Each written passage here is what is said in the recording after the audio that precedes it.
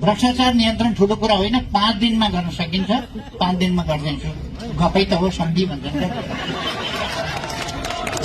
5 दिनमा गर्छु भन्नुभयो र नेपाली जनताले उहाँहरूले चलाएको सरकार पनि देख्दैछन्, अब 21 गतेसम्म होला देख्दैछन् के भइरहेछ अनि भन्ने। एउटा कुरा, संवैधानिक परिषदमा मानवाधिकार आयोगको प्रमुख पनि हुँदैन, अख्तियारको प्रमुख पनि हुँदैन। यो पनि अघि रञ्जित बाबुले भन्नुभयो नि, यो साधारण मान्छेलाई भन्न काम लाग्छ, राजनीति गर्ने मान्छेलाई काम लाग्दैन भनेर। साधारण मान्छेले पनि बुझेको कुरा राजनीतिज्ञले बुझ्दैन भने त अनौठो हो। साधारणले पनि बुझ्छ, राजनीतिज्ञले पनि बुझ्नुपर्छ। भ्रष्टाचारको विरुद्धको कारवाही प्रधानमन्त्रीले गर्दैन, कारवाही गर भन्छ, संस्थाहरूलाई निर्देश गर्छ।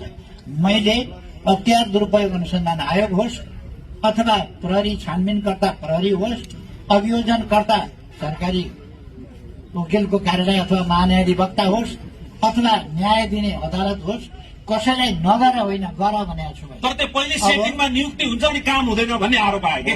कहाँ सर्वोच्च अदालतको न्यायाधीश सेटिङमा नियुक्ति भएको छ? त्यसो भए त अहिले कुरो हाम्रो पक्षमा फैसला गर्थ्यो होला नि त। कहाँ गरेको छ त? यति समय हुँदाखेरि पनि कहाँ गरेको छ? म उहाँसँग आएर तपाईँसँग आउँछु। म यही विषयमा एउटा थप्न चाहन्छु। छोटोमा म के थप्न चाहन्छु भने, देशको प्रधानमन्त्री कार्यकारी भनिसके पछाडि देशको संवैधानिक परिषदको पनि प्रमुख प्रधानमन्त्री हुन्छ। त्यसमा अख्तियारको प्रमुख, निर्वाचन आयोगको प्रमुख, मानवाधिकार आयोगको प्रमुख, राष्ट्रपति उपराष्ट्रपति, राष्ट्रिय सभा प्रतिनिधि सभाका प्रमुखहरू भनेको यो देशको शासन सत्ताका प्रमुखहरू बसेको, जसलाई संवैधानिक परिषद भनिन्छ। त्यो संवैधानिक परिषदको अध्यक्षता कार्यकारी प्रमुखको हिसाबले प्रधानमन्त्रीले गर्ने हुन्छ। त्यसमा अख्तियारको प्रमुख पनि हुन्छ। यदि देशको प्रधानमन्त्रीले चाहँदाखेरि भ्रष्टाचार, त्यो संवैधानिक परिषद मार्फत प्रधानमन्त्रीले भ्रष्टाचार सम्बन्धी अनेकौं फाइल र अनेकौं प्रकारका भ्रष्टाचारका मुद्दाहरूलाई, काण्डहरूलाई चाहँदाखेरि 24 घण्टामा 24वटा फाइल पल्टाउन सक्छ। ओके, उहाँको पालोमा एउटै कति भने नि कुरा गर्नु चाहिँ एउटा कुरा हो।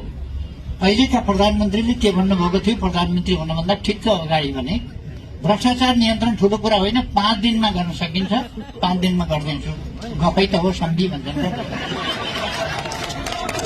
5 दिनमा गर्छु भन्नुभयो र नेपाली जनताले उहाँहरूले चलाएको सरकार पनि देख्दैछन्, अब 21 गतेसम्म होला देख्दैछन् के भइरहेछ भन्ने। अनि एउटा कुरा, संवैधानिक परिषदमा मानवाधिकार आयोगको प्रमुख पनि हुँदैन, अख्तियारको प्रमुख पनि हुँदैन।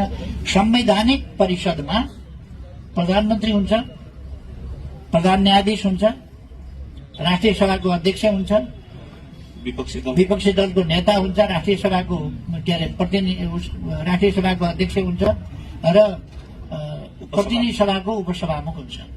यति मान्छे हुने हो। त्यसो भएर ती सबै मान्छेहरू हुँदैन।